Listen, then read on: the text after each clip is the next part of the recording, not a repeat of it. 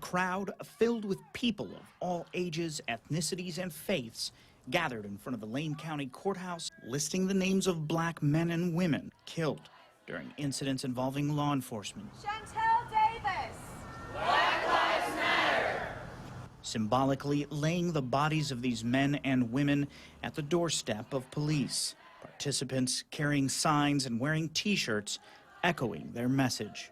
Black people are being killed at a rate that other people are not experiencing. And so for those of us who say that Black Lives Matter, we don't mean to imply that other people's don't. We just know that ours obviously don't because of the rate under which we're being killed. The Community Alliance of Lane County and the Eugene Springfield chapter of Showing Up for Racial Justice, or SURJ, organized the rally in hopes of bringing awareness to the issue and getting more people involved regardless of race. To see so many people who don't look like us is really, really empowering. The rally moved from the county jail to Kesey Square, where members of SURJ spoke to the audience that doubled on its way over. But the event wasn't all fanfare. A few spectators in vehicles and some mingled in the crowd, shouting the words, "All lives matter." But supporters say it's important to emphasize color when one group in particular is being treated differently and unfairly. Black lives do matter too, and that's something that hasn't been shown in our justice and in the way the police deal with people. Many in the crowd simply happy to share the moment and their thoughts, hoping for a change in a system they say is in dire need of repair.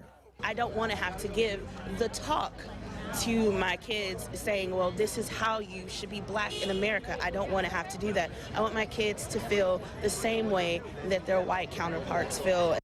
To ride with the Junction City High School equestrian team, it takes grit, skill, and tenacity, something Peter Rinaldi has plenty of. He's loud, but he's fun. He likes to make people laugh. And a whole lot more. This Pepper, and I am Peter Rinaldi. Peter Rinaldi is an 18-year-old cowboy. He's not just part of the team, he's the heart of the team. They compete against other schools in traditional equestrian contests like roping, reining, jumping, dressage, and more. And while the girls focus on their stride, Peter follows every step of the way. Are you scared on the horse? No, I'm not scared of the horse. No. Not scared of going fast? I think I go scared fast. In fact, fearlessness is one of his strongest traits. Born with Down syndrome, Peter's courage has helped him tackle challenges most kids will never face. When he was in labor, his heart stopped beating, and so we found out very quickly that he had to have heart surgery when he was 3 months old. Teresa Rinaldi says Peter, like most children with special needs, faces a future filled with uncertainty. You have these hopes and dreams that these kids can be, whoever they want to be, and then all of a sudden you find out that you have a child who is going to have some difficulties, and it's really, really hard. But early on, Peter bucked the trend. He knew what he wanted, not just choosing the life of a rancher, but choosing to be just like everyone else. He's not as, the competitive, but he's having fun. He knows that he's out there with these other kids. He wants to be like. I just feel like he's a person who's no different than anyone else. Madison and Mackenzie Morrow are the reason Peter competes. What are you doing? Fixing my rein. What are you doing? They introduced him to OSET, and now the trio are inseparable. Kimberly, she tell me, we're a team. We're partners. If I have a bad day, he just comes up and just starts talking. It just makes my day. So it's nice to have him on the team. Peter doesn't compete in all categories. He mainly sticks to barrels and poles and a few others. But what he lacks in depth, he makes up for in spirit. I'll get up at 5:30 in the morning. I'm tired and I don't want to be there. And he comes in there and he just has a smile on his face like, I'm ready to ride. And he just gets like the whole team pumped up. For Peter, riding is a passion and a dream. And with a future filled with obstacles, Peter is grabbing life by the reins and proving there are no limits, as long as you love what you do and who you do it with. Yeah. All right. Let's see how far you can go. Let's take those dreams and let's make happen as much as we can. And that's what you have to do for all kids. Set that bar high.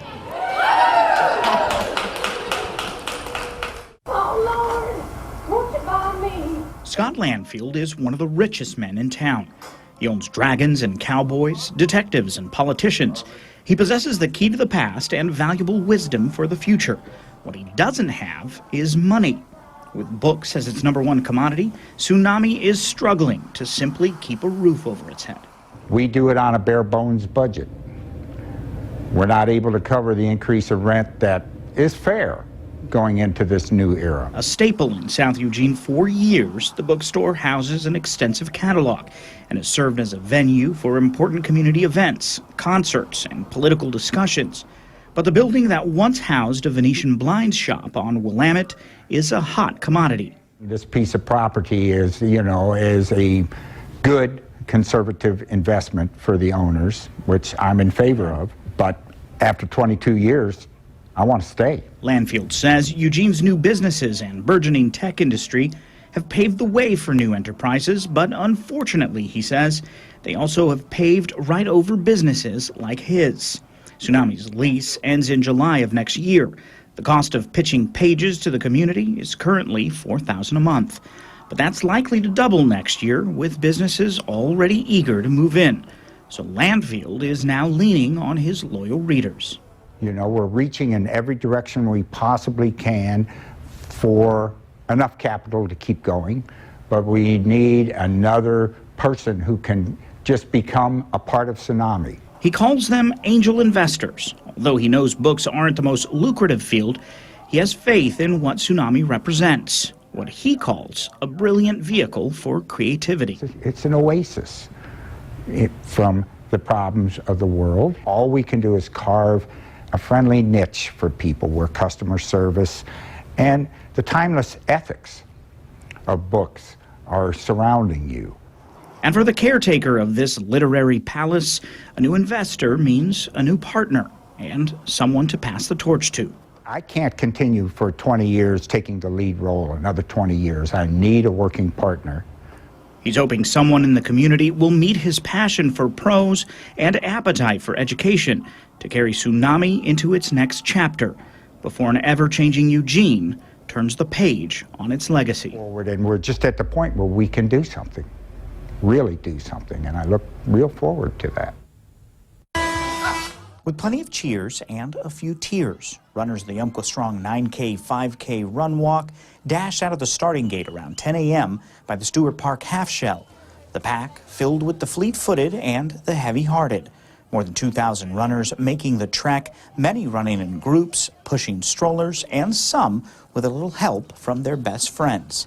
All of them running as one. We were really excited to see that many people come, and there's just the whole atmosphere was excitement and just unity. The runners and walkers making their way along the South Umpqua River.